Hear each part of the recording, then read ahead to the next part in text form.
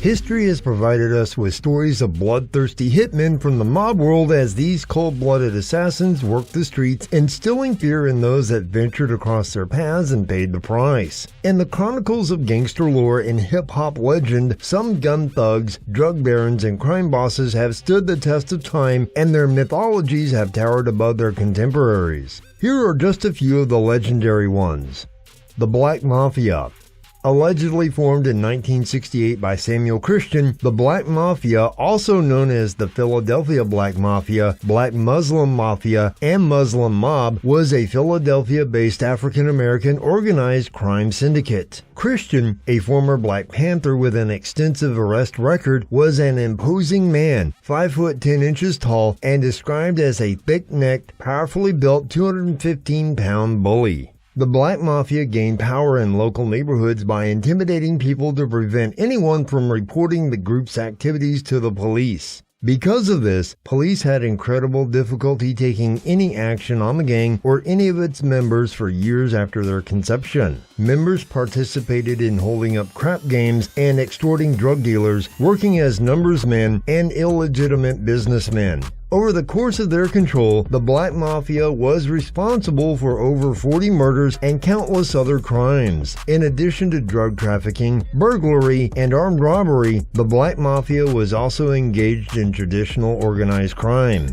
The Black Mafia used formalized meetings and legal incorporated nonprofits as cover and imposed a hierarchy on its members in an attempt to create discipline among members. Members and associates were called Part 1, and low-ranking members were named the Little Brothers. Members could move up in the chain of command according to certain established criteria. The meetings were organized at different locations between 1969 and 1975 based on this hierarchy, while later iterations of leadership did not wish to record activities on paper. A strict set of written rules were created to govern these meetings as well. For example, each member upon entry to meetings was required to be searched by authorized members. Only the presiding member at the meeting was allowed to appoint who could carry weapons. The original Black Mafia's power was beginning to fracture though by 1974. In September 1974, 21 members and group affiliates were arrested in an early morning raid by federal drug agents and the Justice Department's Crime Strike Force.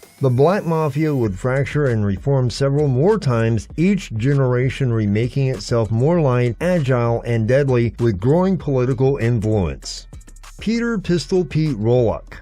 Pistol Pete acquired a reputation as a ruthless killer who made millions in the drug game in the late 80s and early 90s. He was known for using his guns with no conscience, a modern-day Billy the Kid. Pistol Pete was quick to draw and quicker to blast someone. Pistol Pete and the blood-affiliated Sex Money Murder Gang were the scourge of the Soundview section of the Bronx back in the day. He was known as one of the most feared and powerful men in New York during the crack era and could get people killed on his word alone. He turned his neighborhood red in more ways than one and continued to exert his influence even after his incarceration. He continued to run his drug empire from his prison cell using letters and the phone, but cooperators put his name in the mix and he was indicted in North Carolina and eventually in New York City for several murders. At the age of 25, in order to avoid the death penalty, Pistol Pete Rollock accepted a plea bargain of life behind bars and solitary confinement.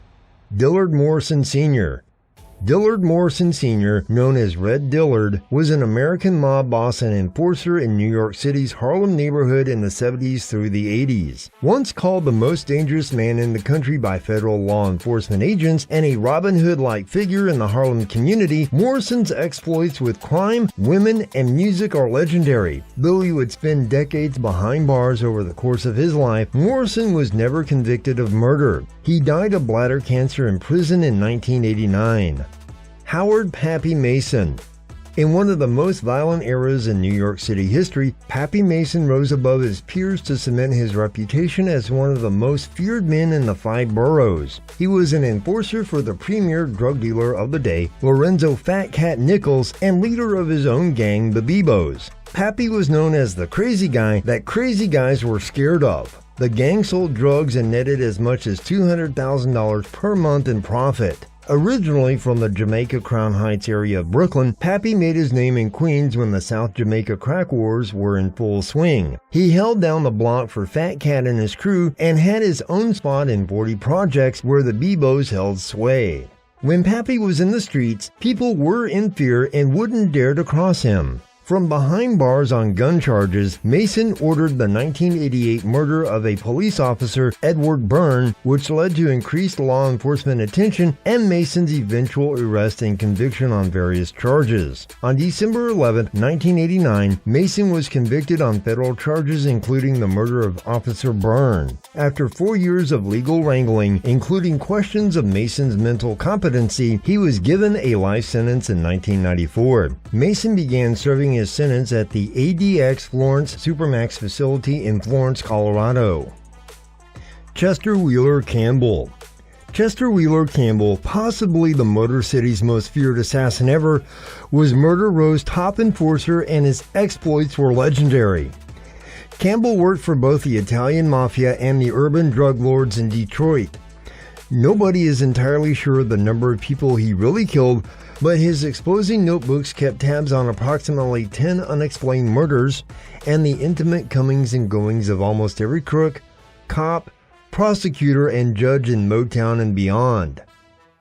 Campbell, known on the streets by such ominous nicknames like the Angel of Death, Dr. Death, and the Undertaker, got an early start on his life of crime by first being incarcerated for burglary in 1946 at only 15 years old. From that point forward, he would rack up a laundry list of felonies that would make even the most hardened and incorrigible of criminals envious. Crafting a legacy of terror second to none in the city's gangland history, federal authorities speculate that he's personally killed over 50 people in his life as a free man. There aren't many criminals I locked up that I still have nightmares about, but Chester Campbell is one of them, said one former federal agent. He was pure evil. He began working as a freelance hitman for a variety of local organized crime groups, including the Mafia and a number of top-tier drug gangs. He was known to dress only in the color black in an attempt to accentuate his morbid aura as much as possible, and was soon being recruited by out-of-state criminal groups to carry out executions across the nation for fees that topped the $15,000 mark, which at the time was an astronomical, almost unheard of amount for that type of work. A surprisingly cultured man, he was known to fill his time by attending plays, browsing in museums, and studying foreign languages. A fan of fine wine, fast cars, and ladies galore, Campbell was able to evade justice for years by blackmailing high-ranking officers in the local police department and gaining information on his victims through high-tech surveillance equipment and sleuthing techniques that apparently rivaled even the CIA at the time. He died in prison at the age of 72. Wayne Silk Perry. Notorious Washington, D.C. heavy hitter Wayne Silk Perry was one of the baddest in the business. He was loved by some, feared by many, but respected by all. He was the Michael Jordan of the murder game. If one was to list the top 5 headhunters to ever come out of the murder capital, Silk would be number 1 and number 2. The government had called him a hitman, contract killer, and even DC's worst case scenario. Perry's name is synonymous with bloodshed. He very well may be the most notorious gangster to ever walk the streets of Washington, D.C., but he came to street stardom when he was enlisted by Harlem, D.C. kingpin turned informant Alberto Alpo Martinez, executing murders, robberies, drug deals, and extortions. Silk, with his team, carried out executions for the Martinez organization for years. Around the year 1992, police investigations and Alpo's statement charged Perry of at least 5 murders, putting him in prison for the rest of his natural life. Frank Fresh Smith. As a hitman for the rival Impact Street Gang, 33-year-old Frank Smith was a cold-blooded killing machine on the streets of New York. The gang life was all Smith knew. He was a member of rival Impact since 2000 and would remain one until they locked him up. The rival Impact gang was based at the Mermaid Houses in Coney Island, and for more than a decade, the gang engaged in heroin and crack distribution and violence, including murders, attempted murders, robberies, and assaults. Its members had been at war for some time with members of 30O, a street gang based in and around the Coney Island houses. On October 4, 2010, Smith and a rival Impact gang member drove to East 19th Street in Manhattan, where they found a parked car belonging to gangsters Serrano and Washington. After Serrano and Washington walked up to and entered the car, Smith ran up to the car and opened fire, killing both men sitting inside. On June 4, 2018, following a 3-week trial, a federal jury in Brooklyn returned a guilty verdict against Smith on charges of racketeering and 2 counts each of murder in aid of racketeering and causing a death through the use of a firearm.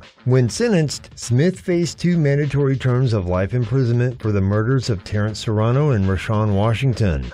Nate Boone Craft. By the end of the 1980s, Boone's reputation was as formidable as any the city's storied underworld had ever witnessed. A ruthless killer and muscle for hire who had no regard for human life, Boone was one of the most feared men in Detroit. Newspapers called his gang enemies of organized society in Detroit, and prosecutors said their reign of terror kept the entire city in constant fear.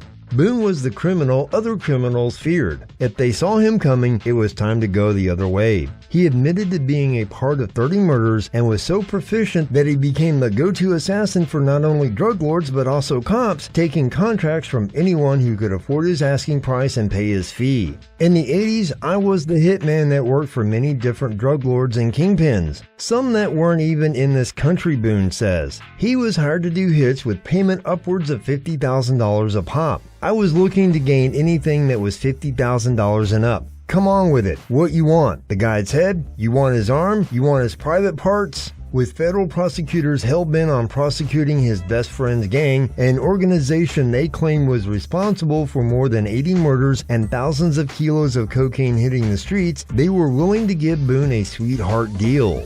He ended up doing only 17 years in prison for his killing spree. Boone was eventually released from the WITSEC unit, a special prison within a prison housing federal informants. He now resides back on the east side of Detroit under his real name, as the feds refused to put him in the witness protection program.